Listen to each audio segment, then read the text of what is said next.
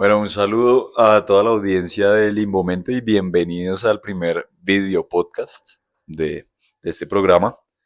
Hoy vamos a trabajar en un campo muy personal y laboral mío, y así mismo son mis invitados.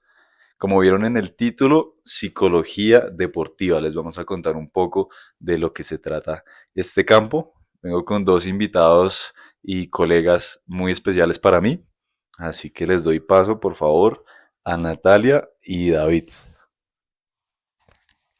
Bueno, hola, mi nombre es Natalia Salamanca, soy psicóloga y cursando la especialización en el Bosque de Psicología del Deporte y trabajo con deportistas especialmente de BMX ya hace más de 2 años, que es como la especialidad. Hola, mi nombre es David Cucaita, psicólogo del deporte.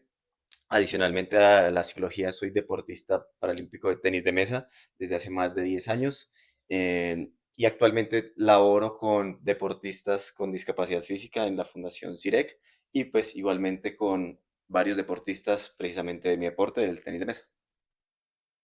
Como saben, el objetivo del Limbomente es acercar la psicología a sus oídos a un clic de distancia sin hacerlo de forma teórica y tampoco va a ser una consulta. Entonces les vamos a hablar de nuestra experiencia como psicólogos deportivos y de dónde viene este campo. Quiero iniciar preguntándoles, ¿les ha pasado que se presentan como psicólogos deportivos y la gente les dice, ¿qué es eso? ¿Cómo se come? Sí, sí, sí, sobre todo pues cuando estamos en espacios como de pronto como sobre todo alejados del mundo del deporte. De pronto, pues cuando uno está dentro de un contexto deportivo, no sé, un coliseo o algo así, de pronto pues no es tan lejano el concepto de un psicólogo del deporte, pero sí muchas veces, no sé, una persona le pregunta qué hace, a qué se dedica, y pues uno dice como psicólogo del deporte. Entonces sí es como que nunca habían escuchado eso, pero una vez escuchan la palabra como que ya tan caos y dicen, uff, claro, estaba tan claro, no, nunca lo había pensado, pero pues Llama la atención. tiene mucho sentido que exista. Entonces sí es algo común, pero pues interesante porque pues es como una oportunidad de uno como aclarar de qué se trata, ¿no? Y creo que igual es súper interesante porque hay, no sé, como muchos ingenieros, muchos arquitectos, pero que alguien te diga, no sé, soy psicólogo del deporte, es como, uy, llama mucho la atención y cuéntame más, o a qué te dedicas, o cómo hacen eso, ¿no? Entonces uno dice, Ujú. no, pues habilidades psicológicas para esto, oye, sí, tiene sentido, y lo que tú dices atan cabos y empieza a tener sentido como el para qué estamos nosotros, y eso me parece genial también. Es como un tema de conversación. Súper. Y justamente lo que mencionas, Natalia, al momento en que ya entras a la conversación con esa otra persona, ¿cómo se lo explicas? Ok, ¿De qué es la psicología deportiva o psicología del deporte? bueno, yo como que entro en la parte de entrenamos habilidades psicológicas para mejorar el rendimiento deportivo, básicamente. Entonces, bueno, pero ¿cómo así? ¿A qué te refieres? Entonces, no, pues trabajamos planteamiento de objetivos, confianza, motivación en los deportistas, darles herramientas para enfrentar diferentes situaciones que se puedan tener durante los entrenamientos y competencia, pero eso es como básicamente lo que yo explico cuando me preguntan a qué me dedico. Bueno, y yo, yo siempre digo pues dependiendo de también la oportunidad que tenga, pues de tiempo que tenga disponible para explicar, ¿no? Pero básicamente como que siempre digo bueno, en el deporte existen las variables físicas, las variables técnicas, las variables tácticas y están las variables psicológicas. Las variables físicas se entrenan en el gimnasio, en su entorno deportivo, según las necesidades de cada deporte. La parte técnica igualmente, cada deporte tiene sus características técnicas. ¿Sí? Para poderlo llegar a dominar, la parte táctica, ¿no? La estrategia que se tiene que hacer para llegar a dominar ese deporte. También aparecen las habilidades psicológicas, que siempre lo menciono como esas habilidades que pueden estar relacionadas a todo eso que no se ve, ¿sí? Pero que marca la diferencia entre un deportista y otro y que son igualmente entrenables que todas las anteriores que denominé y que hacen parte de un conjunto pues, de que tiene que dominar el deportista para poder llegar a alcanzar el éxito en su deporte. Tal cual, estoy súper de acuerdo. Y como ustedes pueden ver, son profesionales altamente entrenados en la materia y que dominan lo que se refiere en cuanto a habilidades psicológicas para este campo tan específico. Seguramente a las personas que nos están escuchando, algunos ya escucharon de psicología deportiva, tal vez han trabajado con psicólogos deportivos, otros no, y es la primera vez que por medio de este programa lo van a hacer. Yo les quiero contar que al menos aquí en Colombia, la primera legislación deportiva se dio en el año 1995 con la ley 181 y a partir de allí se han derogado otros tres decretos y otra ley, la 1967 de 2019. Entonces podemos decir que en el país es una ciencia joven, una ciencia del deporte joven, que se ha potencializado a través de distintas vías o canales de educación formal. Nosotros somos provenientes de la especialización en psicología del deporte y del ejercicio de la Universidad del Bosque. La Universidad del Bosque fundó esta especialización en 2002 y a partir de allí se ha venido fortaleciendo el campo con personas que fueron deportistas, tanto como otros que no, y que les interesó el campo y les gusta pues esto que es de relacionado al rendimiento y bienestar. Si a mí me preguntaran qué es psicología deportiva, comparto las definiciones que ustedes dan. Siempre es importante resaltar de que están los componentes que usualmente vemos, físicos, técnicos, tácticos, y el psicológico, que a veces pareciera que toma importancia después del resultado. No sé si les ha ocurrido, y la audiencia seguramente lo ha escuchado, de que termina un partido y bien sea por la victoria o por la derrota, acuden a los términos de mente, de resistencia mental, de fortaleza mental, agudeza mental y muchos otros parecidos para explicar por qué un jugador o un equipo tuvo la victoria o tuvo la derrota en este caso. Y yo creo que aparece aún más cuando hay derrota o cuando el partido termina o la competencia termina en frustración y es como, no, es que el motivo de consulta realmente como el que más llego a tener es que mi hijo no confía en él cuando está compitiendo. Entonces, no sé, es que yo sé que él entrena de tal manera, pero cuando va a competir como que no lo hace y no confía en él. Y cuando alguien se le para al lado, él desconfía de lo que hace y uno realmente cuando después empieza a indagar un poco en sesión y demás, tal vez no es eso, sino que tienen unas expectativas diferentes, los objetivos son desfasados, solo tienen objetivos de resultado planteados como quiero ganar, quiero estar de primero, quiero clasificar a una final, pero de ahí digamos que parte ese trabajo y yo diría que la razón principal viene desde la frustración o desde el no logré el resultado que quería. Claro, o sea, digamos que por medio de un resultado se crea esa necesidad tanto en el jugador y en su equipo de trabajo para acudir a un servicio como el que nosotros brindamos. Total. Sí, sí, porque además, pues muchas de estas cosas se pueden como reforzar, ¿no? Como el deportista que diga como, no, pero pues si yo estoy bien, gano, ¿qué importa que rompa la raqueta? ¿Qué importa que insulte a mis rivales? Claro, en la medida que va ganando, pues va diciendo, pues no necesito nada más, ¿sí? Pero pues hay que ver uno entre cuántos, ¿sí? Y además ver de pronto también ese tipo de consecuencias que le está trayendo eso. No sé si de pronto también se ha enfrentado en partidos en los que ha estado a punto de, o que ha perdido, ¿sí? Que ha perdido por cuestiones sancionatorias. No sé, por ejemplo, en mi deporte, en el tenis de mesa, están también las tarjetas como en el fútbol, pero una tarjeta amarilla es un llamado de atención y una roja es un punto para el rival. Entonces, pues no es tan común, pero sí puede pasar que una tarjeta roja pueda llegar a definir un punto y que en el historial de ese deportista nunca haya pasado, pero justo en un partido definitorio pues pasó. Entonces, eso también demuestra un poco de, de esa regulación emocional que también es algo que trabajamos los psicólogos del deporte, que pues muchas veces se puede ver que, pues si bien no está acompañado de la derrota, puede surgir esa necesidad de adquirir otras conductas en el terreno de juego que pueden favorecer el rendimiento deportivo. Estoy bastante de acuerdo y es que, bueno, a pesar de los resultados deportivos, muchas veces se cree y la audiencia también lo puede estar pensando de que nosotros trabajamos únicamente con deportistas. Yo les quiero contar que dentro del papel del psicólogo deportivo es muy importante tener inferencia y trabajar no solo con los deportistas, sino también con los padres, con los árbitros, con el cuerpo técnico. Es muy común que en nuestro trabajo nos encontremos con otros profesionales del deporte, como pueden ser fisioterapeutas, preparadores físicos, médicos, deportólogos, entre muchos otros, Nutricionistas. nutricionistas. Entonces es algo que nosotros tenemos esa labor de potenciar dentro del mundo de la psicología del deporte. Aparte de, bueno, realizar investigación. Este es un punto que yo creo que es pertinente tocar porque en el mundo de la psicología aquí en Colombia, la producción de saberes, es decir, para nosotros decir que se hace psicología aquí en Colombia, tenemos que investigar también. Algunos psicólogos no están de acuerdo en ello o no les llama la atención. ¿Ustedes qué piensan respecto a realizar investigación en psicología del deporte aquí en el país? Pues es que me parece fundamental también porque lo que hacemos, buscamos de cierta manera y dentro de ese componente ético es que sea basado en evidencia.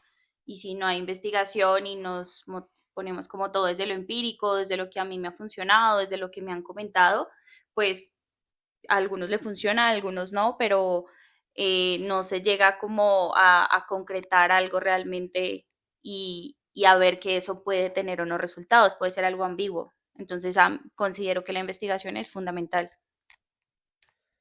Sí, sí, sí, también estoy de acuerdo, es fundamental y pues sé que se puede dificultar por varios factores, ¿no? Económicos, sobre todo de las organizaciones que Presupuesto. pues vean la necesidad de querer invertir en una investigación en psicología, o sea, como que muchas veces no pueden o de pronto no quieren, no ven la necesidad de hacerlo, son de pronto también esas dificultades que se pueden encontrar para realizar una investigación que controle muchas más variables, ¿no? Que sea mucho más seria, que se acerque pues a una investigación científica pura, que con un control de variables mucho más sofisticado, pues, em, en el contexto del deporte se dificulta por muchos aspectos, ¿no? Por ejemplo, la parte presupuestal, también la realidad del deportista, ¿no? Lo hablamos, me acuerdo alguna vez en una clase que puede estar el psicólogo del deporte con un nadador justo cuando está saliendo de su piscina, como, venga, respóndame aquí esta encuesta para tener la información como ya muy, muy precisa ahí de ese momento, ¿no? Son diferentes aspectos, pero yo pienso que eso no hace imposible que se haga la investigación y por el contrario, pues es necesario hacerlo en esos contextos, ¿no? Porque es el contexto real del deportista en su modalidad deportiva. Un deportista que termina de perder una final, lo último que va a querer es responder una encuesta con uno, sino, sino pues vivir su ciclo de emoción y demás, pero también es uno aprender de ese tipo de cosas, pero pues no solo que sea una cuestión de perspectiva de uno o del otro, sino que eso quede bajo la evidencia es algo que me parece muy importante y digamos que esa curiosidad a mí también me llevó en su momento cuando estaba en el pregrado, a que mi tesis de pregrado fuera precisamente en psicología del deporte. Estaba como también viendo como, bueno, yo no creo que sea casualidad que sea solo cuestión de perspectiva mía que el deporte le hace muy bien a una persona con discapacidad, más allá o sea, le puede hacer más bien que a una persona convencional por muchos aspectos, ¿no? Entonces, entré en una investigación interesante que, pues, después fue publicada en una revista y eso me lleva como esas ganas de seguir como participando en el mundo investigativo. Qué bueno que ustedes tomen en cuenta ese componente tan importante y seguramente a las personas que nos ven o nos escuchan, en algunas de sus redes, si ustedes hacen parte del entorno del deporte, han visto a alguna persona en los videos, en videos que saquen en Instagram, Facebook, cualquier red social, donde les prometan ciertos resultados deportivos. Es decir, si tú haces esto, vas a ganar tu siguiente partido, vas a elevar tu nivel en 50, 70%, o pues algo digamos como tan promisorio, ¿no? Esto es lo que nos diferencia de las personas que se hacen llamar coachings deportivos y es algo que yo en mis episodios lo digo bastante porque nada de la información que les traemos hoy, que les he traído previamente, es al azar. Y nosotros cuando trabajamos deportistas no decimos, bueno, miremos a ver si esta técnica le funciona o esta herramienta le puede ayudar para que se desenvuelva mejor. Tenemos un plan de trabajo, tenemos una evaluación previa y tenemos una intervención que es personalizada para los deportistas a los cuales atendemos para que justamente le funcione dentro de las características que éste cumple. Total, y creo que adicional a eso es prometer un resultado simplemente como con el fin de atrapar a la persona, pero al final, qué te garantiza que eso va a ser así? Y en el momento en el que no se dé, de pronto se te cae esa fachada y ya no tienes cómo sustentarlo. Desde la parte de psicología del deporte, un componente fundamental es la salud mental del deportista y que el deportista esté bien mentalmente y que tenga sus herramientas también para reconocerse no solamente como deportista, sino también como ser humano, como hijo, como hermano, como amigo, su identidad basada en muchas más aspectos que no solamente el área del deporte, y en eso también nos enfocamos, en fortalecer toda esa identidad alrededor del deporte. Así es. Si tú eres deportista y en este momento estás buscando fortalecer tus habilidades psicológicas, yo te recomendaría que buscaras a una persona profesional en psicología y que tenga estudios de posgrado en psicología del deporte específicamente. Sí, es que, a ver, muchas veces, ya que menciona Sebastián el tema del coaching, por un lado está eso, ¿no? El tema de prometer resultados, ¿no? Estamos de acuerdo que es algo imposible para nosotros prometer un resultado. Y no sé, por ejemplo, también cuando un entrenador le pregunta a uno como, pues para garantizar resultados, es como devolverle la pregunta. ¿Usted podría garantizarle que con 5 sesiones de entrenamiento su deportista va a ser campeón nacional? El entrenador seguramente va a decir, no, pues no, porque es que hay muchos factores, el rival también entrena, muchos Total. factores que él también va a decir, no, pues yo no puedo garantizar. Así mismo es en el caso de nosotros, ¿no? No podemos garantizar porque hay infinidad de variables que pueden depender, ¿no? Pero ya que menciona el tema del coaching, me llama la atención porque muchas de las estrategias que estas personas usan, em, sin ellos saberlo, seguramente, hay psicología detrás de ellos, ¿sí? Hay psicología detrás de ellos, hay técnicas psicológicas que están ahí inmersas, pero el problema radica en que ellos no saben por qué funciona lo que hacen, ¿sí? Y tampoco les interesa saberlo, ¿sí? Seguramente ellos hacen algo y me funciona y no sé qué estoy haciendo, pero como está funcionando, pues lo voy a seguir haciendo.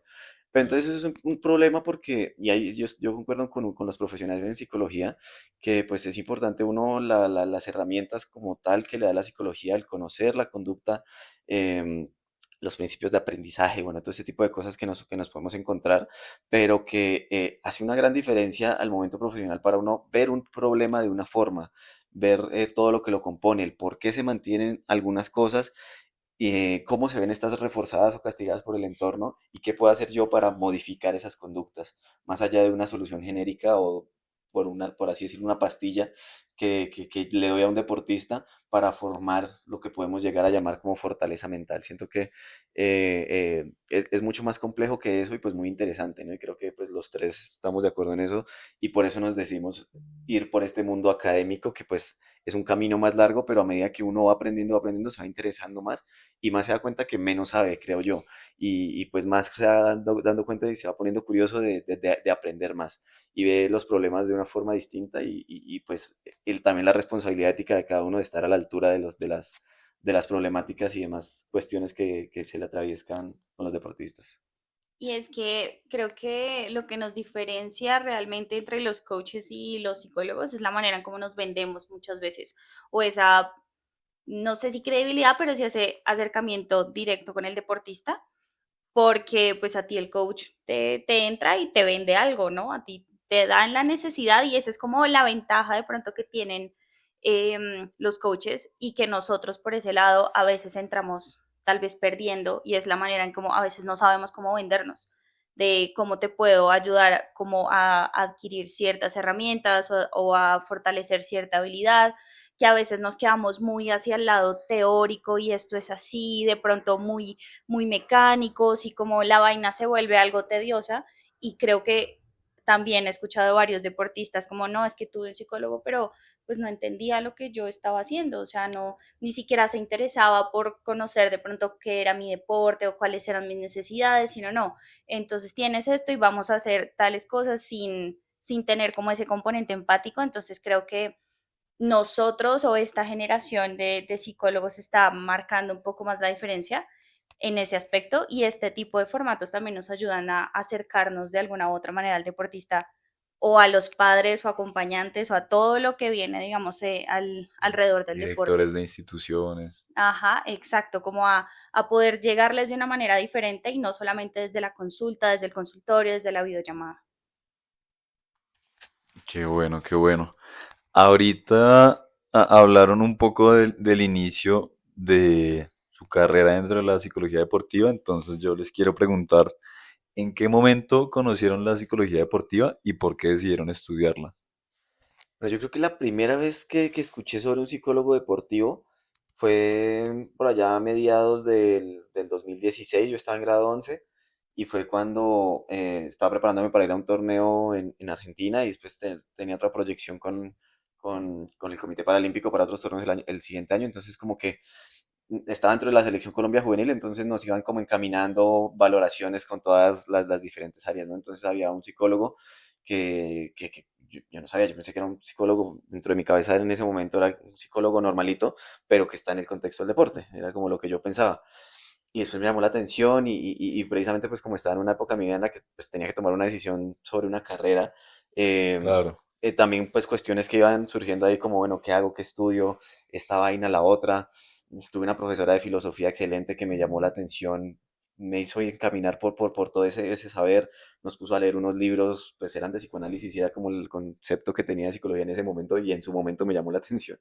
Y después ya decía, no, yo quiero seguir ligado al mundo del deporte porque pues me encanta el deporte, pero no me veo siendo únicamente deportista toda mi vida porque pues esto no me va a dar de comer, no me puedo lesionar, bueno, pueden pasar muchas cosas, que es muy importante tener un plan B, ¿no? Entonces me enteré de la psicología del deporte, me puse a investigar qué se necesitaba para ser psicólogo del deporte, me di cuenta que en otros países no era obligatorio ser psicólogo para ser psicólogo del deporte. Sin embargo, yo decía, no, pues bueno, más allá de que sea obligatorio, eso que entiendo por psicología me parece chévere. Porque digo, no, puedo estudiar aquí una licenciatura en educación física, después me voy para otro país y estudio psicología del deporte y ya. Pero el David de esa época se dio cuenta que la psicología y el interés por la conducta humana era algo que le llamaba la atención y pues con el paso del tiempo eso se fue transformando en curiosidad de diferentes cursos, diplomados y demás que hice en el pregrado, la tesis que les comenté en el pregrado y ya después el posgrado que estamos finalizando en psicología del deporte y como lo dije anteriormente, siento que siempre tengo más que aprender como psicólogo del deporte. Y en mi experiencia, pues yo también fui deportista de alto rendimiento, hice bicicross. em, y pues durante mi carrera tuve acercamiento con un par de psicólogos, pero creo que en el momento en el que me enamoré de esto fue una vez que, pues sí, súper random, hice un curso de PNL, de programación Ah, neurolingüística, y entonces así recoach. Entonces como que me empecé a meter en ese mundo y me gustó mucho cómo jugaban con la cabeza de la gente. Y eso me pareció muy interesante. Yo dije, bueno, ¿cómo puedo hacer que esto, estaba súper chiquita también, cómo puedo hacer o que esto tenga que ver algo con el deporte o uno qué puede hacer para eso? Ya después de ahí fue cuando empecé a tener como las experiencias con los psicólogos. Desde el colegio tuve claro que quería ser psicóloga y del deporte. O sea, yo exactamente esa pregunta de cómo puedo seguir en este mundo sin tener que ser ni entrenadora ni directamente como deportista. claro. Y pues ahí fue mi interés. Llevé la doble vida, por decirlo así, como hasta sexto semestre y ya ahí tomé la decisión como de enfocarme en la carrera, en seguir. Tuve ahí una crisis cuando me gradué de la universidad, duré 2 años que no quería saber nada del deporte, definitivamente, o sea, súper alejada. Y pues aquí estoy ahora trabajando para el deporte que siempre me ha hecho feliz. Qué bueno. Ambos cumplieron su sueño de pequeños. Total, sí, sí, sí. Sí, sí, sí. Yo le comparto a la audiencia mi experiencia. La primera vez que yo tuve contacto con una psicóloga del deporte fue como a los 14, 15 años. Entrenaba en la Liga de Tenis de Bogotá y compitiendo en el circuito nacional juvenil. Nos hizo al grupo de entrenamiento una experiencia muy, muy curiosa, porque nos pidió que cerráramos los ojos, que nos imagináramos la cancha de otro color y que ya si podíamos imaginarla de otro color, entonces éramos capaces de adaptarnos a cualquier situación. Ah, magia. Fue algo bastante, o sea, prematuro, no nos contaron para qué servía, cuál era el objetivo, de pronto herramientas que nos ayudaran a visualizar esa cancha de otro color. Y personalmente, como sufría tanto justamente el componente psicológico durante la competencia, pues uno, no me ayudó para nada ese acompañamiento. Y dos, pues seguía persistiendo el problema. Y seguramente a los deportistas que nos escuchen y que tal vez comparten una experiencia similar, los torneos, la competencia se convertía en una experiencia tortuosa, una experiencia de malestar demasiado grande que yo decía, ya me quiero salir de la cancha, no tiene sentido estar aquí porque ni estoy demostrando mi habilidad y antes estoy sufriendo en vez de vivir la competencia. Ujú. Así que dije, no, no quiero que esto le pase a nadie más. Claramente va a seguir pasando, no, no hay psicólogos para todos los habitantes del mundo, pero si podía tomar parte de la responsabilidad para ayudar a esos deportistas que sufren la competencia, pero que tienen grandes habilidades y sobre todo objetivos con el deporte, pues bienvenido sea. Y en el 2017 tomé la decisión para estudiar psicología. Al principio creí que se podía estudiar directamente, no sé si a ustedes les pasó, Hacer psicólogo del deporte de uno. una carrera que se llamara psicología del deporte y Ah, ya, de una vez, ¿no? qué fácil hubiera sido, ¿no? Claro, Pero yo precisamente escogí la universidad, o sea, yo sabía que tenía que hacer primero psicología, pero escogí precisamente esta universidad porque sabía que tenía un enfoque.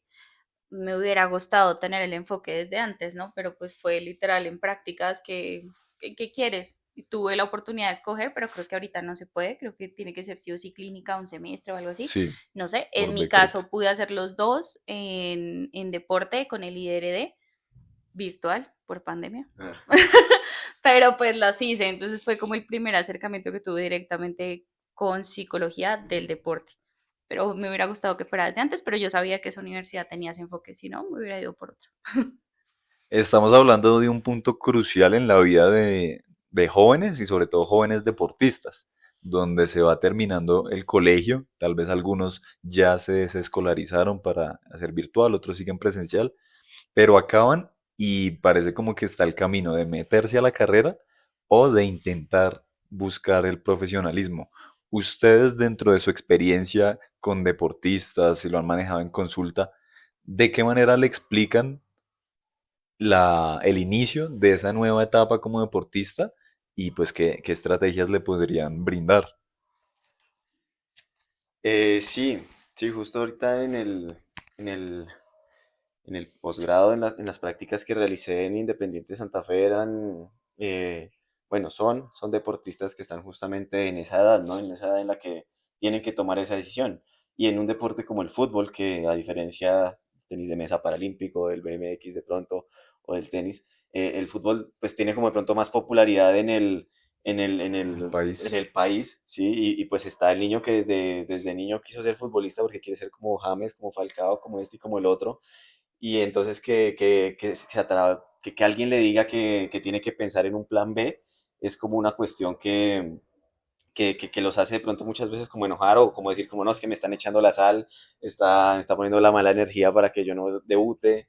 Y casi como si fuera una derrota meterse a estudiar. Sí, exacto. Entonces digamos que yo intento meterme mucho por el lado de que pues en el mejor de los casos y que sean unos excelentes futbolistas con una carrera larguísima, van a retirarse a los 35 años y con muchos años todavía por delante, en el que si no siquiera se plantean hacer algo desde ya, pues no van a llegar a una edad muy joven en el que no van a saber qué hacer, en el que van a compararse de pronto con otra gente de su edad de 35 años y verán que es listo, sí, tienen, de pronto puede que tengan dinero, que tengan algunas cosas y demás, pero en cuanto a conocimientos, puede Experiencia. que lleguen con un vacío en ese espacio, ¿sí? Y por supuesto, a los 35 años todavía se pueden hacer muchas cosas, en cualquier edad todavía se pueden hacer muchas cosas, pero el futbolista que duró tantos años sin siquiera preguntarse eso, entra en una situación muy compleja. Y eso en el mejor de los casos, ¿no? En el mejor de los casos en el que tengan una carrera exitosa y demás, pero en el que pueden haber muchas lesiones, pueden haber muchas cosas externas que pueden haber, que pueden aparecer, se los propongo como una necesidad de siquiera empezar a ejercer un proyecto alterno aunque sea un emprendimiento o lo que sea, pero que por lo menos lo empiecen a considerar y que no sea algo que posterguen para que cuando surja algo o cuando tengan 35 o 40 años digan como mierda, porque cuando tuve 20 no hice nada. Entonces, Ujú. eso es algo que yo intento como hablar mucho en eso. Y estoy muy de acuerdo con lo que dices, que no necesariamente tiene que ser una carrera profesional, un pregrado, eh, directamente una universidad, pero si tienes algún hobby, si tienes, distinto obviamente al deporte, si tienes algún talento en en otra faceta, pues puedes irte por ese lado, no tienes que ser el profesional con el título, pero un emprendimiento, buscar de pronto otras alternativas, algo en lo que también eres bueno y que de pronto puedas desarrollar esas habilidades, precisamente lo que hablábamos ahorita, va a ir construyendo esa identidad y que en el momento en el que suceda algo con el deporte, no echándote la sal, pero teniendo muy en cuenta que son cosas que pueden pasar, pues vas a tener una alternativa. Y no necesariamente tiene que ser como hasta el plan Z, pero sí el hecho de decir, no dependo netamente de esto y en el momento en el que esto algo suceda, se me viene la vida abajo porque pues tengo más cosas también en que enfocar mi energía. Muchas gracias por esas recomendaciones, completamente de acuerdo. A veces se plantea esa dualidad, ¿no? Entre profesionalismo en el deporte o seguir siendo estudiante y puede ser duro porque a veces la sociedad, incluso la misma familia se encarga de impulsar la narrativa de el que quiere, puede. Y en el deporte no es así. En el deporte hay muchos factores aparte de tu propio nivel que son significativos al momento de ser profesional. Cuando ya estás en ese punto para llegar, todo se vuelve más costoso. Necesitas un equipo de trabajo más amplio, necesitas entrenar en los mejores escenarios. A veces necesitas sí o sí un patrocinador por el mismo costo de la vida deportiva y que esa vida deportiva es finita. Claro, en el caso de que se den las cosas sin complicaciones, pueden ser 35 años, ahorita se está estirando un poco a los 38, pero nadie está exento a las lesiones, al contrario, estamos expuestos cada vez que salimos a competir a que nos dé una lesión. ¿Y qué va a pasar allí? Entonces, que si tú eres deportista o padre de deportista y estás considerando la opción de ponerte a estudiar en vez del profesionalismo, incluso ni siquiera es algo que tenga que ir separado, porque ahorita mismo en el país y hay muchísimos casos conocidos míos que seguramente están viendo el episodio y están becados por deporte, es decir, se fueron a una gran universidad en el exterior y hacen parte de los equipos universitarios de allá, gracias a su talento y a su nivel deportivo que desarrollaron durante toda su etapa, decidieron irse a estudiar y asimismo siguen practicando su deporte. Esto es algo que no solamente lo decimos nosotros como psicólogos deportivos expertos en el tema, sino desde el mismo Comité Olímpico Internacional se impulsa la carrera dual, es decir, deportista y estudiante para que sea un futuro profesional en alguna materia y que en el momento que se acabe la vida deportiva o la complemente con la carrera o si estudió algo aparte, pues también lo ejerza del mismo modo. Entonces, no siempre el que quiere puede, hay muchos factores externos y este camino de beca deportiva es algo que tú puedes entrar a considerar dentro de tus opciones y que tal vez no se había considerado o nadie te lo había dicho hasta hoy.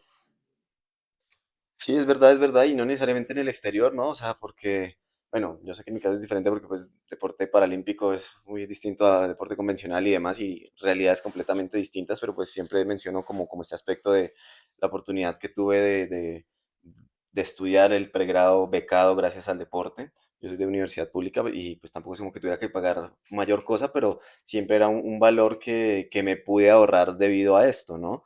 Lo mismo en el colegio y demás aspectos que tienen que estoy de acuerdo con Sebastián, que es cuestión de uno de aprovechar de pronto eso, em, que de pronto uno, pues es por desconocimiento, uno no sabe y también siente que es Sí. como una cosa o la otra, pero integrar un equipo universitario también tiene beneficios, o sea, si de pronto no es el 100%, también te puedes ganar una beca de un porcentaje gracias a tu rendimiento deportivo y no solo en pregrado, sino de pronto puedes llegar hasta el posgrado y de verdad estudiar algo muy que te llame mucho la atención y a un menor costo o gratis inclusive gracias al talento deportivo que tengas. Entonces es cuestión de ir puliendo también tus gustos y también como aceptar algunas cosas que pueden surgir en el medio. Claro que sí, algo clave aquí, ser inquieto, visitar las universidades, preguntar si tienen programas de beca deportiva, ir aquí, ir allá, tanto local como en el exterior. Bueno, yo les quiero preguntar algo y es, cuéntenme ustedes qué piensan cuando escuchan la palabra mentalidad.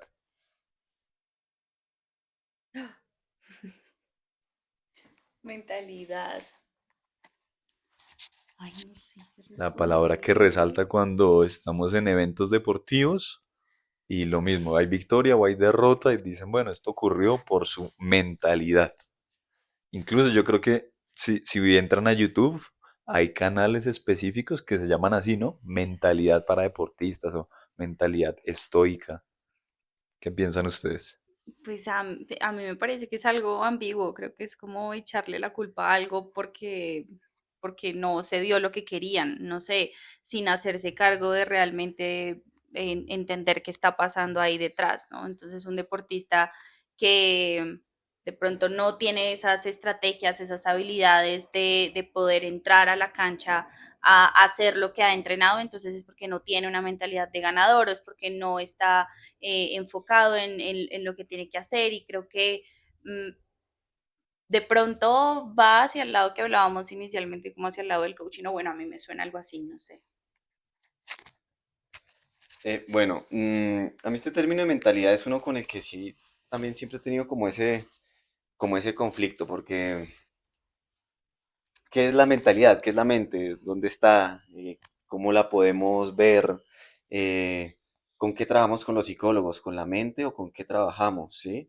Entonces, eso es un término que siempre me ha causado curiosidad, precisamente por la cantidad de gente que lo usa, ¿no? O sea, uno puede encontrar también de la gente del común que mentalidad, mentalidad. Entonces, pues yo también como en mi propiedad de psicólogo, es un término que procuro no usar mucho debido a lo mismo, porque yo digo, pues no siento que eso marque de pronto mucha diferencia entre un concepto de un psicólogo al de una persona aparte, porque está muy generalizado. Y me acuerdo durante el semestre pasado con Sebastián vimos una materia que se llamaba Fortaleza Mental y muchas de las conclusiones de esa clase era que es difícil definir qué es fortaleza mental, ¿sí? Es curioso eso porque nos ponían lecturas y las lecturas de las conclusiones de los mismos autores y el mismo profesor es que el término como tal, fortaleza mental, puede ser demasiado amplio. Entonces, pues yo siempre pregunto como, bueno, qué es la mente? Sí, pues muchas veces algunas de una definición como es la parte intelectual del alma. Yo, bueno,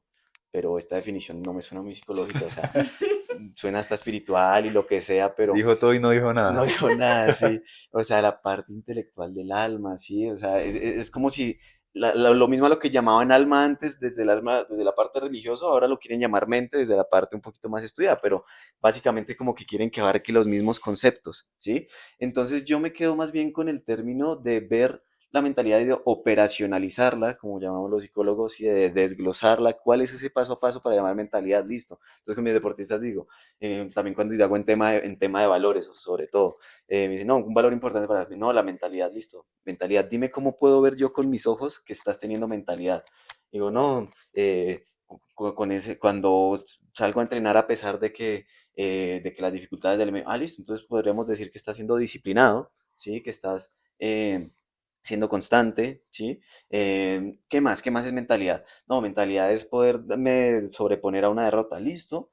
Yo diría que mentalidad es ver eso, ¿no? O sea, ir viviendo momento a momento y no irte al futuro de que ya te sentiste derrotado cuando vas perdiendo 8-2 y pudiste vivir el momento punto a punto hasta alcanzarlo y superar a tu rival. Dicen como, bueno, sí, sí, ya vamos. Entonces yo les digo como eso, es importante que definamos bien qué es mentalidad y qué para ti es mentalidad porque podemos encontrar diferentes definiciones de lo que es mentalidad. Entonces, operacionalizarlo y ver un paso a paso de lo que es llegar a tener una mentalidad y ponerlo en términos de conductas, para mí es muy importante para saber qué conductas voy a reforzar en términos de mentalidad para esa persona y qué conductas voy a castigar en términos de lo contrario a mentalidad, de poca mentalidad para ese deportista, tener eso que pueden denominar fortaleza mental. Y creo que es tan amplio que puede ser cualquier cosa. Entonces, cualquier momento un entrenador puede decir, no, es que le falta mentalidad y puede ser una vaina completamente, o sea, algo muy específico, pero como no está ese, voy a indagar o voy a ver qué es lo que está pasando, es mentalidad. Y echarle la culpa es muy fácil, ¿no? Es como cuando no nos hacemos cargo de otros aspectos, es la mente, es que le está fallando la cabeza. Es como, hay más ahí detrás. Mentalidad para mí es la palabra que usan los no psicólogos para describir las habilidades psicológicas. Es justamente lo que nosotros trabajamos. Y en consulta yo le digo bastante a los deportistas y a los padres de que entrenar la mente es lo mismo que entrenar el cuerpo. Y cuando pues llegan a consulta y tal vez tienen expectativas diferentes de cómo va a ser el proceso, yo les digo, la psicología del deporte y estas habilidades que vamos a trabajar a veces pueden ser muy esotéricas, ¿sí? Que están en el aire y no hay nada concreto, pero el profesional en psicología del deporte sabe de qué forma se trabaja y te lo va a mostrar así, en la mano, de una forma muy simple, muy clara, porque mentalidad, como bien decías, Nata, termina siendo todo y nada, es ambiguo. Ujú. Entonces eso no responde a ninguna forma en la que podamos ayudar. Es como decir, pues, un deportista que se cansa a mitad del partido, tiene calambres y dice, bueno, le falló el físico. Y el físico, ¿qué puede ser? El físico es la resistencia, el físico, el ritmo cardíaco, la parte cardiovascular. Es algo muy amplio y las personas que somos especializadas en cada campo sabemos qué es lo que está ocurriendo allí. Por ejemplo, podría darse una respuesta como deshidratación. Calambres a causa de deshidratación. De esa misma forma, ese nivel de especificidad también es muy importante que nosotros como psicólogos del deporte trabajemos y pues nosotros somos el ejemplo de ello. Sí, no, iba a agregar lo que decía Natalia también antes de la forma en la que se venden los coaches, ¿no? Y yo siento que aquí con este término puntualmente hay como un tema puntual sobre eso, ¿no? Porque ve muchos coaches que sí, entrenamiento mental, y bueno, no solamente coach, o sea, al decir esto, pues sé que muchos, aquí nosotros también usamos esos términos, precisamente porque también es un término que nos permite también llegar a la gente de una forma más fácil. De pronto cuando nos ponemos a explicar más cosas de este tipo y otro, podemos llegar como a confundir a la gente y pues también afectarnos a nosotros mismos en nuestra forma de vendernos. Pero yo sí creo que en lo personal sí procuro buscar una forma en la que encuentre como ese equilibrio, en la cual mantener una autenticidad en la cual esa primera impresión sea de alguien que demuestra como esos conocimientos sin caer en esas terminologías, pero pues que también permita venderse, que yo creo que debe haber una forma, no creo que uno tenga que caer en prometer cosas o en todo lo que hacen algunos coaches, porque bueno, no quiero generalizar. em, Algunos coaches, debe haber un término medio en el cual estoy en ese proceso de descubrimiento. Y Ok, seguiremos en la lucha. seguiremos aprendiendo, claro que sí, de forma conjunta. Además que el campo de psicología del deporte, como mencionamos al inicio, es reducido aquí en Colombia y nosotros hacemos parte de los profesionales que van a potencializar lo que se ha hecho hasta ahora para llevarlo a campos donde tal vez la psicología del deporte no ha llegado. Y el psicólogo del deporte colombiano. Ujú. Así es. Ya que introdujimos ese término de mentalidad, háblenme entonces de entrenamiento mental. Y bueno, yo supongo que también es cuestión de denominarlo, ¿no? Yo lo que podemos entender por entrenamiento mental lo llamo entrenamiento de habilidades psicológicas aplicadas al deporte.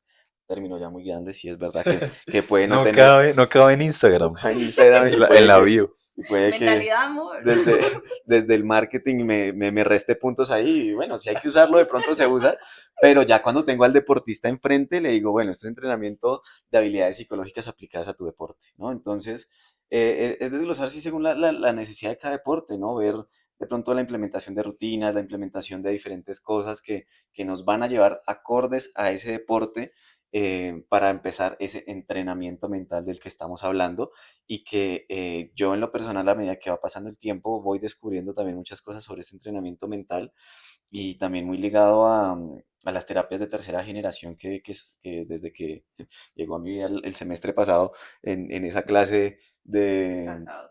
de ACT con el profe Ravelo, yo dije, bueno, esto tiene mucho sentido en el mundo del deporte, esto no está creado para el mundo clínico, para la psicología clínica, pero yo siento esto súper aplicable a la psicología del deporte porque el deportista rumea mucho y Es ahí muy rígido. y es muy rígido, sí, es muy rígido psicológicamente hablando. Entonces, bajo esos dos conceptos que nos ofrecen ACT, em, y también el mindfulness, ¿no? Desde las terapias de aceptación y compromiso me he dado cuenta mucho de eso. Y ahorita también que estoy aprendiendo mucho sobre un tema que es la rumiación, ¿no? La rumiación del pensamiento. También veo que es muy constante. Eso no es nada más que eso, que un deportista, no sé, en mi deporte, mientras juega, de pronto no tiene tanto tiempo para pensar, sí, está muy en automático, pero en sus momentos muertos rumea mucho.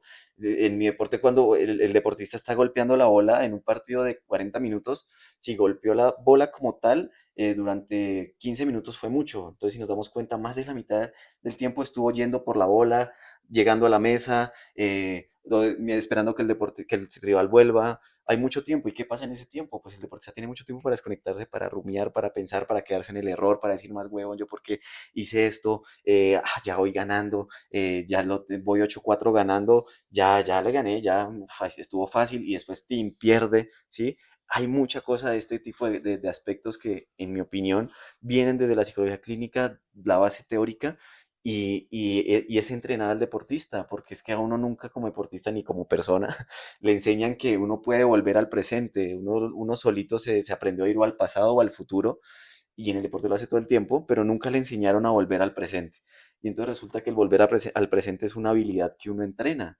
Yo cuando me enteré de eso, yo, uff, todo tiene mucho sentido, o sea, se puede entrenar esa vaina, puedo aprender a no quedarme metido en el error, o puedo aprender a no sentir tanta ansiedad al irme al futuro, pero también puedo enseñarle que la ansiedad no es mala, que, que hay que aceptar ciertas emociones. ¿Por qué? Porque sale mejor aceptarlas que luchar contra ellas. Bueno, todo esto que yo veo un complemento de un entrenamiento psicológico que va mucho más allá de decirle a un deportista, haga X técnica para dejar de sentir X emoción, o, o por el contrario, evite tales cosas, sí, las conductas de evitación y todo ese tipo de cosas, que yo lo veo mucho más complejo que el estar con el deportista en un campeonato, sino todo eso que hacemos en un consultorio, y además que el deportista hace en el día a día, porque pues son muchas tareas que yo dejo en el día para la semana. Pues yo digo, no, pues vernos toda la semana no nos va a funcionar, hagamos esto, te enseño este concepto, te dejo esta tarea y volvamos en 15 días aplicándolo a tu vida a ver cómo te va yendo.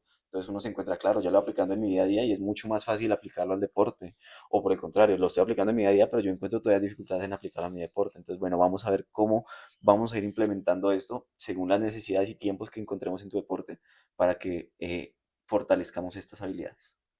Y algo muy importante en lo que dices es que no todo es para todo el mundo. Entonces, también como profesionales es nuestro deber adaptar eso a cada una de las personas con las que estamos, a cada deporte, a ser muy observadores también en ese aspecto, porque a fulanito le funcionó esta vaina, pero que a él le haya funcionado no quiere decir que a mí también me vaya a funcionar exactamente igual, y que si él obtuvo el resultado, entonces yo voy a hacer lo mismo porque quiero ese resultado. Entonces, no, creo que ahí hay que hacer esa diferenciación, y que esto es un proceso, bueno, por lo menos en mi caso, que estoy con muchos chicos de formación, que esto también se aplica a los papás, y es enseñar a los papás también a volver al presente, a no quedarse tanto con ese malestar, a estar muy como atento a esos comportamientos como papá que estoy teniendo, y no le puedo exigir a mi hijo que haga algo completamente diferente, que, que entonces no, pues no se enfoque en el error o que vea la parte positiva, pero yo le estoy recalcando eso todo el tiempo. Entonces creo que también como a las personas que podemos llegar a impactar como psicólogos del deporte, pues están todo ese círculo que está alrededor del deportista. Súper importante eso que dices, que no todo es para todo el mundo. Seguramente si uno llega a la cita de EPS con dolor, le manden ibuprofeno, sea donde sea el dolor, pero nosotros durante la evaluación que hacemos y pues también por el contexto no mucho más flexible en el que estamos, sí tenemos esa labor de poder especializar o personalizar cada tratamiento, cada habilidad según el deportista. Si un deportista tenga miedo previo a competencia, puede tener diferentes factores, incluso si es del deporte, ¿no? Aquí lo mencionaba David, en su deporte hay muchas pausas, en el mío también, en el tenis y en el tenis de mesa hay muchas pausas porque hay cambios de lado, se va por la toalla, se rebota la bola antes de hacer un saque. ¿Qué pasa con la mente en ese momento y a dónde nos vamos? Pues es justamente la formación de habilidades, ¿no? Entrenamiento mental, entrenamiento psicológico, entrenamiento en habilidades, va a ser lo mismo. A ver, en unas son más fácil de vender que otras, ¿verdad? Pero a través de esta formación, y yo creo que nosotros tenemos un aspecto muy valioso, o sea, como ex deportistas es chévere, y como profesionales es algo más flexible, que es que aparte de estar en el consultorio, vamos a campo, vamos a competencias, a competencias es muy rico. Es divertido ver cómo se hace la clasificación, cómo se hace ya la carrera o el cuadro principal, tener intervenciones antes con las rutinas, como mencionabas, durante, si es necesario según el tipo de deporte. En el BMX, por ejemplo, durante me imagino que no hay espacio o hay algún momento donde lo hagas. Pues es que son carreras muy rápidas, o sea, una vuelta clasificatoria para ti dura 35, 40 segundos. Entonces, digamos que a diferencia importante esa diferenciación de los deportes, porque ustedes tienen tiempo entre, digamos, durante el partido, pero nosotros tenemos tres mangas clasificatorias, son tres rondas clasificatorias en donde cada vuelta dura 35 segundos y tienes que llegar entre los cuatro primeros para poder clasificar. Ujú. Pero sí, digamos que entre ronda y ronda hay tiempo.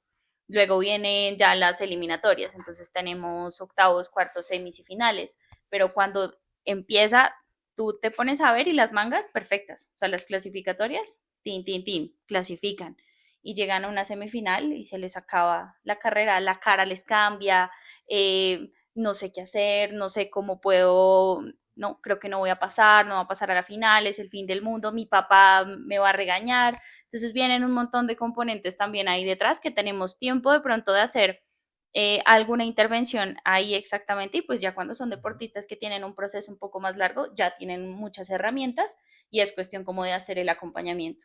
Entonces y también como la presencia del psicólogo para ellos también les genera cierta seguridad el hecho de que esté ahí, también Claro. es otro factor. Todo lo que se trabajó previamente y Ajá, estás viendo a la persona que cree en ti y sobre todo que te ayuda a fortalecer ese aspecto. claro, así es. Tenemos muchos momentos de intervención, ¿no? Antes, durante, por ejemplo, en el deporte del BMX, entre mangas, mencionas. Sí, como en el espacio que tenemos después, no sé, hacen la vuelta, la clasificación, quedan y es más o menos, dependiendo también de la categoría, cuando están en Ujú. Championship, como ese nivel profesional, corren cada media hora. Entonces tienen ese lapso de tiempo, pero si no, es como mientras se termina toda la ronda, todas las categorías, a veces hay 1000 corredores, entonces tú entre ronda y ronda tienes más de una hora entre, también para pensar y por eso a Sí, un veces se espacio vuelve amplio. tan tedioso llegar, por ejemplo, a una semifinal. Tienes mucho tiempo para pensar, mucho tiempo para irte hacia el futuro, para preocuparte en lo que va a pasar o lo que dejaste de hacer o los errores que cometiste y demás. Y ese término de volver al presente con ellos es súper importante. Correcto, sí, volver aquí y a la hora. Después de la competencia, es un espacio que a veces queda abandonado. Puede ser que termina la competencia, ganó, felicitaciones, vamos por un helado, perdió, lo siento, hijo, nos vamos al carro, de vuelta para la casa y parece que ya, que eso es Ujú. todo. Yo estuve realizando una pequeña investigación durante este semestre y encontré artículos científicos en los cuales mencionaban la importancia de la recuperación mental, al igual que la física y la forma o estrategias que nosotros como psicólogos del deporte podemos implementar para que se realice una adecuada recuperación mental. Yo creo que el ejemplo más sencillo de lo que no es una buena recuperación mental de competencia es tener un resultado negativo, una derrota en la instancia que sea, y eso ocurre el fin de semana, ¿no? Como usualmente son las competencias. Llega el lunes y el deportista cabizbajo por lo que ocurrió, el martes igual, pasa la semana, entrena un poco, el viernes, incluso hasta la Ujú. otra semana o puede ser hasta el otro mes, que los deportistas todavía mencionan, no, es que yo no puedo creer cómo fallé eso. ¿Y qué pasa ahí? Pues un proceso, una ausencia del proceso de recuperación mental, porque si bien es válido de que uno perdió una oportunidad y pues eso la haga sentir mal, que después de 3 meses, 6 meses, un año, sigas recordando con tristeza lo que pasó, significa de que ahí hay mucho campo por trabajar. Entonces, fue algo que de hecho implementé en un club de fútbol de inferiores aquí en Colombia, que nunca se había hecho, ¿sabes? Usualmente los deportistas no estiraban ni nada, sino terminaban partido a sus casas. Chao, para la casa. Entonces yo dije, vengan, es importante de que nosotros tomemos ese espacio de recuperación para hacerles conscientes a los jugadores de lo que pasaron, de lo que sintieron, incluso de opciones de mejora que ellos tienen.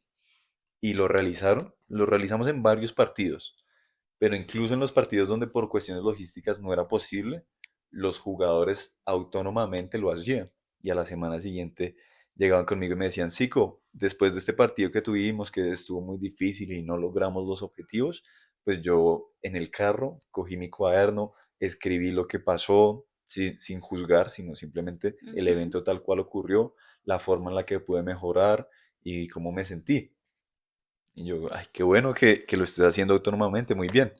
Me decían, sí, de hecho, en una escala de 1 a 10 antes de escribir, siendo 10 supremamente molesto y angustiado tal vez, estaba un 8 después de escribir, de respirar un poco, ya me sentí en un 3 o en un 4. Ay, qué Ujú. bueno. Estamos generando resultados tangibles que finalmente desencadenen en el bienestar del deportista y que antes no se tomaba para nada en cuenta. Total, eso es fundamental, hacer un buen cierre emocional después de algún partido, de alguna competencia, pero también viéndolo, lo que tú dices desde el lado de los hechos. Esta fue la situación y que seguramente yo hubiera podido tomar unas decisiones diferentes si hubiera tenido una información diferente en ese caso, ¿no? O de pronto uno a veces dentro del campo no tiene el panorama completo que tienen los observadores, entonces después viene el entrenador y le dice, venga, usted tuvo que haber hecho esto, aquello, lo que sea, es como si es que tú tienes una vista 360 de lo que está pasando y yo estoy mirando es para el frente, en el caso, por ejemplo, del BMX, donde tenemos el full face, los cascos y demás, Mm, donde no hay mucho contexto, tú vas, es un claro. deporte de mucha velocidad, entonces no tienes como el hecho de poder estar mirando aquí, acá, analizar todo el escenario, pero digamos que son cosas que pues a la larga también se pueden ir entrenando, fortaleciendo y pues que uno no busca perfección, sino que a la larga haga lo mejor que pueda hacer en ese momento con esas herramientas que tiene y la idea es pues poderle dar las herramientas al fin y al cabo. No todo va a aparecer de la noche a la mañana, sí o no, y a veces hay luces donde hay un partido, una carrera donde te fue fenomenal y de pronto eso no se mantiene de manera constante y creo que esa es también parte de poder entrenar esas habilidades, es llegar como a ese punto de constancia donde la derrota la puedo ver como algo por mejorar, esos aspectos que puedo ir mejorando, porque al fin y al cabo no es la última vez que vas a competir o la última vez que vas a tener un partido. Te vas a enfrentar a otro en 15 días, en un mes, también depende del calendario de cada deporte. Ujú. Yo creo que podríamos resumir esta parte, que el entrenamiento mental funciona, es igual al físico y nada es al azar. Total, nada es al azar. Realmente ese creo que sería el resumen de toda la conversación. Listo, me gustaría tomar estas últimas dos preguntas para cerrar este episodio tan valioso. Mencionamos un poco la fortaleza mental, que puede ser un término debatible, pero asumámoslo como las herramientas que nosotros trabajamos. Ujú. En tu opinión personal, ¿quién es el deportista con mayor fortaleza mental del mundo? Ujú.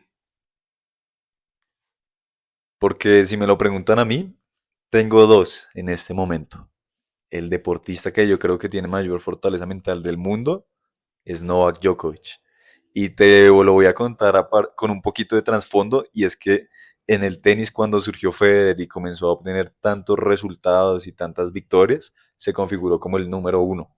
Pero tan solo un par de años después llegó Nadal con otra especialidad en tipo de superficie, en arcilla. Tuvo un récord impresionante en número de victorias seguidas, 81 victorias seguidas, si no estoy mal. y quedaron ellos dos. Entonces en el mundo del deporte usualmente nos gustan esas rivalidades, el uno contra el otro, los clásicos. Ujú. Más o menos 3, 4 años después surgió Novak Djokovic y a la gente parecía que no le hacía gracia que hubiera tres. Preferían que solamente fuera el clásico Federer versus Nadal y eso pues los hacía sentir contentos y era, digamos, el mayor espectáculo. Pero este chico, este deportista súper consagrado, intentó de muchas formas agradar al público, pero no encontró. Como que quería ser más complaciente, venir acá, saludar, ser carismático. Ujú. Ese no era su estilo y tampoco le agradó a los espectadores. Entonces dijo, bueno, listo, entonces voy a ser como yo soy. Creo que Ga- igual los wannabe nunca caen bien, ¿no? Como... Se nota, Sí, termina eso se notándose. nota. Y pues no solamente es creérselo, sino demostrarlo. Ujú. Lo demostró y comenzó a ganar muchísimo, muchísimo, muchísimo. Pero a diferencia de estos otros dos, Federer y Nadal, que también ganaron muchísimo, el tercero en la ecuación, Djokovic, nunca contó con el apoyo del público hasta hace muy poco. Entonces es un jugador donde si llegaba a enfrentarse con estos dos, era abuchado cada vez. Y pues ya me dirás tú cómo se siente entrar a un estadio donde todo el mundo te está apoyando y te quiere y te valora, versus a uno donde no le caes bien a la gente, no creen en ti, no te quieren ver ganar. Ujú. Entonces él es un deportista que ha hablado muchísimo de salud mental y de entrenamiento mental. Uno encuentra, incluso la más reciente, la publiqué en París 2024, hablando sobre la respiración consciente. Es el deportista que yo creo que más nos ayuda a nuestro campo a darle visibilidad a la labor del psicólogo deportivo. Y en otra entrevista mencionó que ya esos gritos, porque hasta el día de hoy no lo ven como favorito muchas personas y no le reconocen que sea el más ganador de todos los tiempos, dice que esos gritos de abucheo que tenía durante todos estos años, gracias al entrenamiento psicológico, los escuchaba como si fueran apoyos a él. Y creo que igual tuvo que aprender a convivir también con eso y a transformarlo a la manera como a él le funcionara, porque no es nada fácil estar en un espacio en donde realmente no te quieren tener. Entonces, poder trabajar con eso y aún así hacerlo de la mejor manera, pues creo que se gana el título al deportista, al Total. deportista con mayor fortaleza mental. Le tocó el camino duro Ajá. y supo sortearlo, no al azar, como veníamos diciendo, gracias a este trabajo interdisciplinar de cada uno de los actores involucrados. Bueno, volvió David. Sí, Gracias, David, por su presencia. listo. Estamos haciendo una de las preguntas finales Ah, ya. de quién es el deportista con la mayor fortaleza mental del mundo. Yo le estaba contando a Nata un poco de la historia de Novak Djokovic y nos gustaría escuchar su opinión personal. Bueno, pues se me ocurren de pronto muchos, pero... Y bueno, y este que digo, bueno, yo digo que Kobe Bryant, ¿sí? Y digamos que ahorita también a medida que me voy metiendo más en el tema de la psicología, lo voy bajando un poquito porque pues ya muchas cosas pueden llegar a ser como ese deportista que de pronto puede llegar a ser como muy tomado como ídolo, pero que desde una perspectiva pueden, o sea, las personas que lo admiran pueden como desconocer muchas cosas que hay detrás, ¿no? Entonces de pronto eso puede ser un problema común en esas personas que uno puede ser como de mayor fortaleza mental y puede llevar a que personas aguanten cosas, jueguen lesionados, o sea, como que se pasen a ese extremo en el que por la fuerza de su mente todo lo pueden hacer. Y pues eso pues puede que le haya funcionado a Kobe Bryant, pero no todos somos Kobe Bryant, ¿no? Entonces a eso voy con eso, pero respondiendo puntualmente, ya quitándome un poquito el chaleco de psicólogo, diría que Kobe Bryant porque efectivamente siento que tiene una historia ganadora y la forma en la que él mismo narra, la forma en la que pues enfrentaba sus desafíos, sus rivales, la forma en la que pues llegó a un juego tan exigente, ¿no? Como es el básquet, de pronto en el que no tenía que ser el más alto, pues tampoco se destacó por ser el más bajo ni nada, pero pues su estilo de juego, la forma precisamente en la que afrontó desafíos como lesiones, ¿sí? Y pudo volver a la élite después de eso, el poderse mantener en un equipo durante tantos años, en un único equipo y poder ser considerado el mejor jugador de la historia, del mejor equipo de la historia de baloncesto.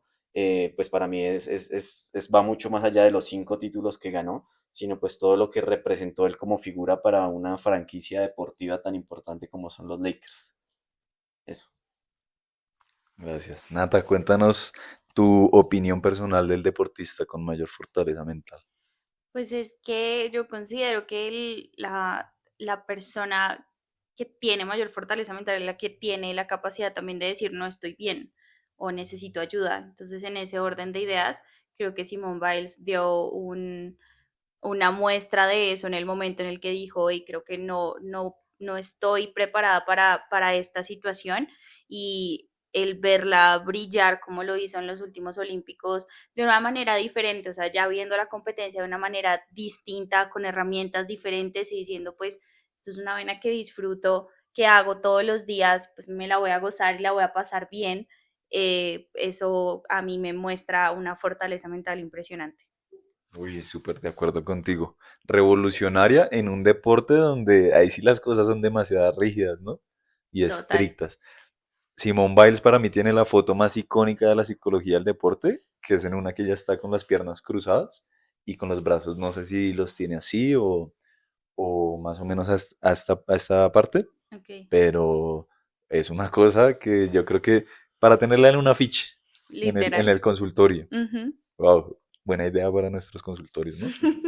Sí, y ahorita que lo mencionas, Natalia, sí, por eso también como que cuando me preguntaron eso, y desde antes mi perspectiva tengo a este deportista y pues bueno, lo sigo manteniendo, pero también estoy de acuerdo que el deportista que se destaque por tener mayor fortaleza mental también va cambiando para mí y por eso destaco cosas como también las que dices de Simon Biles, que ya no es solo el que aguante como sea, el que juega si esté lesionado, el que juega y se mantiene, sino el que también es capaz de reconocer en un mundo en el que reconocer la debilidad está mal visto y poder como cambiar ese tipo de aspectos y decir como, vea, estoy mal y de mal estoy mal y no juego y lo que sea, también es algo que me alegra de vivir en estos tiempos porque siento que va a haber una tendencia cada vez más a eso y más espacio para nosotros como psicólogos y pues también retos para nosotros porque pues antes de pronto el deportista funcionaba de esa forma y el deportista ahora que funcione de esta otra forma también seguro va a ser retador y pues eso es lo que nos encanta de esto, ¿no? Perfecto. Una última pregunta aquí para cerrar. Ustedes tienen a tres psicólogos del deporte enfrente y también a tres exdeportistas de Yo todavía sigo, ¿no? rendimiento. Ah, bueno, él, Dos. él todavía está vigente, Dos para que lo exdeportistas y anote. uno vigente. Un deportista de alto rendimiento, dos exdeportistas de alto rendimiento, entonces, como ex bicicrosista, tenismesista y tenista, nos pregunto, ¿están de acuerdo con la subespecialidad? Ser psicólogos del deporte para un deporte en específico y pues con la experiencia que tienen en el mismo que practicaron. Mm, sí, sí, aunque pues siempre aclaro que pues no es necesario, ¿no? Pero pues también llegan como solos, ¿no? O sea, como que también la gente como que sabe que uno perteneció a ese deporte, o en mi caso Al pertenece a ese gremio. deporte, entonces como que es muy común como, ay, venga, que es que usted ya que es psicólogo y sabe lo que es vivir desde adentro de este deporte, venga, que usted sí sabe qué es lo que le va a hablar a mi hijo, o si es el deportista, venga, que usted sí sabe lo que es estar ahí intentando hacer un servicio, estando en un 2-2 en un 8-8 y usted sí sabe lo que eso se va a sentir, ¿sí? Y pues por un lado sí tienen razón, o sea, por un lado sí tienen razón, eh, porque sí siento que el ser parte de ese deporte también da una comprensión y pues aquí entre los tres que hablamos pues sabemos que, eh, o por ejemplo usted y yo, que, pues ambos son tenis, pues por así decirlo, aunque Deportes de raqueta. deportes de raqueta, cambia mucho a diferencia por ejemplo del deporte de Natalia, que pues BMX pues sí no tiene mucho que ver con nuestros deportes, pero, pero sí, sí, sí, yo siento que le permite a uno como tener ese entendimiento desde adentro, pero pues también aclarando que no es algo específico, una ley ni nada, y que perfectamente alguien que nunca haya agarrado una raqueta en su vida puede enseñarme muchas cosas de mi deporte, estoy seguro que así va a ser. Y creo que igual esto genera mucha credibilidad con las personas que llegan pues a consulta. El hecho de haber vivido el deporte estando desde adentro, de haber tenido esas sensaciones, el saber de alguna u otra manera qué se siente estar adentro del campo, pues te da propiedad para hablar de muchas cosas, pero no es una norma. y no necesariamente y también viéndolo desde otro lado. Nosotros tenemos la ventaja de haber sido deportistas, pero también hay psicólogos del deporte que no fueron deportistas. Y pues que ahí está también ese tema de, ok, cómo te educas, cómo empiezas a comprender el deporte desde ese lado, que pues también es importante meterse en este mundo porque al fin y al cabo tiene que ver con deporte, pero pues que no es una norma y también te puedes encontrar psicólogos del deporte con los cuales puedes conectar un montón y que no necesariamente tuvieron que haber practicado ni tu deporte ni haber sido deportistas de rendimiento, por ejemplo. Wow, bueno, qué valiosos los puntos de vista que me dan. Esa era una pregunta que yo quería conocer lo que ustedes pensaban y ampliar mucho más mi panorama respecto a este tema de subespecialidad. Seguramente las personas que nos están escuchando han practicado deporte y tienen conocidos que lo hacen. Así que es su oportunidad para que los inviten a conocerlos, sus redes sociales y sus servicios.